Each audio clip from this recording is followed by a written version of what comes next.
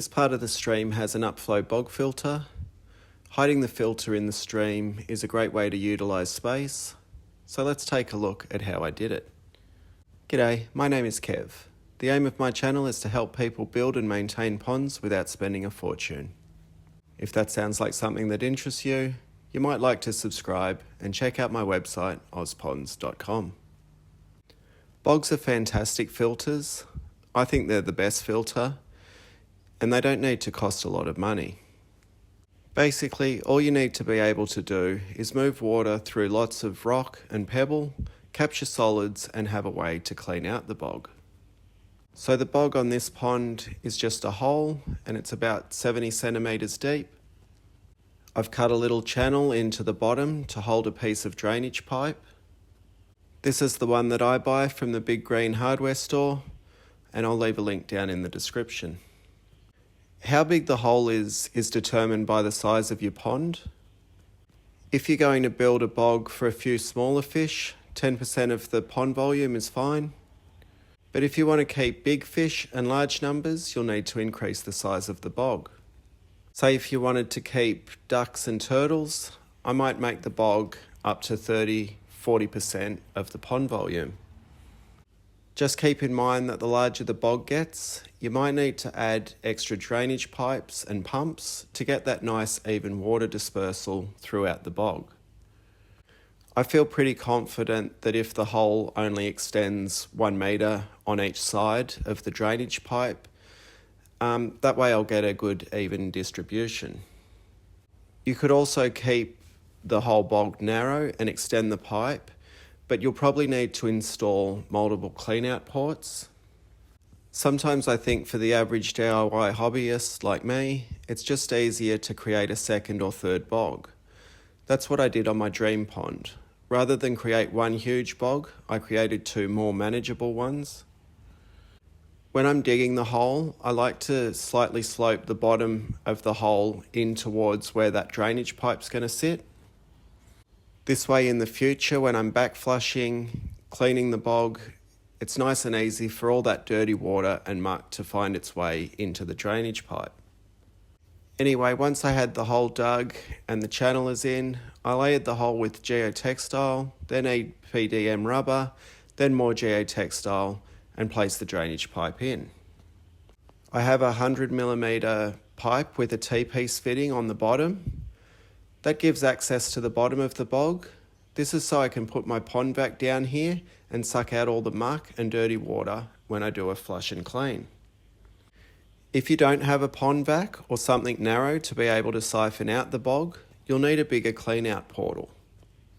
On my dream pond build, I used old olive barrels. This allows me to place a sump pump in the base of the bog to completely flush it out. It's one of the most important things to consider when building a bog filter. How am I going to clean this thing? Bogs are great and they are low maintenance, but once a year, maybe every second year, you're going to want to completely empty and flush out the system. On the bottom of the bog, I layered in larger rocks about the size of a grapefruit. This locks the drainage pipe, clean out, and the pump inflow in place.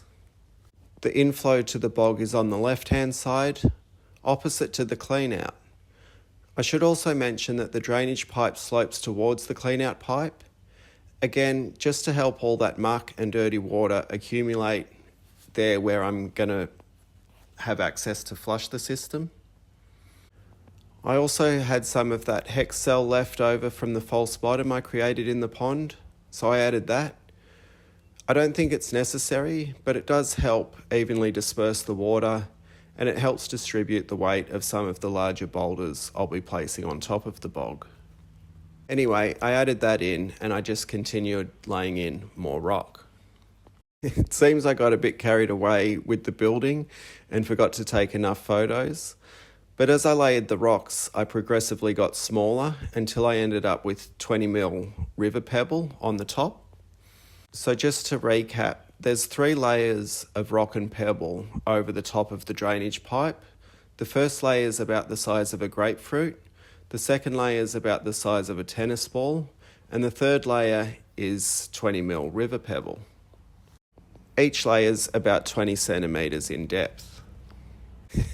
It looks something like this horrible sketch I made. Feel free to pause and marvel at how bad I am at drawing diagrams. Anyway, once the layers of rock are in, I added in some character boulders so it doesn't just look like a pit filled with pebbles. You can get as creative as you want with how you want to incorporate the bog into the pond or the garden, and in this case, in the stream. But now let's talk about plumbing. I decided to run this bog off its own pump. It just makes getting the correct flow rates easier. The pump sits inside a green 100 litre garbage bin I used to create the intake bay. I'll make another video on the intake bay. But for the moment, all that's important is that I have one pump feeding the headwaters of the stream and one feeding the bog filter. That's the pipe on the right. When choosing a pump to run the bog, I'm looking for something that is about 6 times the volume of the empty hole. So let's say my hole is 1 cubic metre. I know that that holds 1,000 litres. So I'm looking for a pump that can deliver about 6,000 litres per hour. That's just a simple calculation that I like to use. The bog volume when empty times 6 equals the pump size I want to use. Bogs are incredibly forgiving, and you can go quite a way either side of this calculation. What's important is a nice steady flow rising up through the bog. If the pump is oversized, it makes it hard for solid materials to settle down in the clean-out chamber. When it comes to bogs, I'm of the opinion that slower flow is better. So from there, it's pretty much as simple as connecting the plumbing from the pump to the inflow of the bog. But I think you should always add a breather pipe. This is an opening that allows air into the pipe if the pump stops. Without this, the bog will siphon back through the plumbing into the pond. Creating a breather pipe is easy. It's another horrible sketch to help me explain. I just add a Tpiece fitting to the pipe, bringing the water into the bog. I set the Tpiece at about water level, so once the pump shuts off, the water level drops and air is sucked into the pipe. Some water will want to come out of the breather pipe when the pump's running rather than go down into the bog. And what I like to do is reduce the size of the breather hole. So on this bog, I had a 38mm pipe coming in. So I had a 38mm Tpiece, which I then reduced down to 20mm for the breather hole. Often I'll even add a valve to reduce the hole even more and give me full control. Alternatively, you could add a piece of pipe vertically so the water just travels the path of least resistance right down into the bog. This can also help add extra oxygen to the bog, but sometimes it creates a sucking noise and that drives me crazy.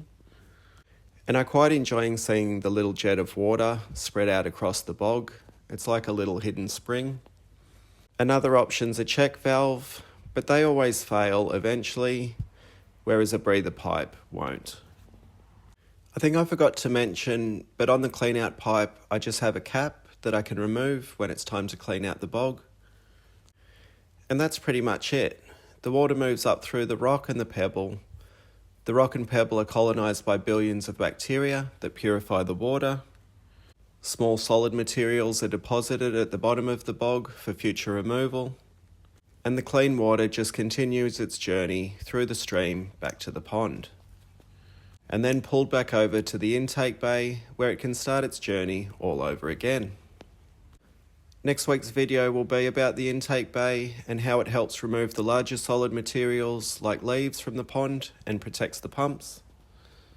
I hope this video was helpful. If it was, I don't mind if you give the thumbs up button a little click. Thanks for watching. See ya.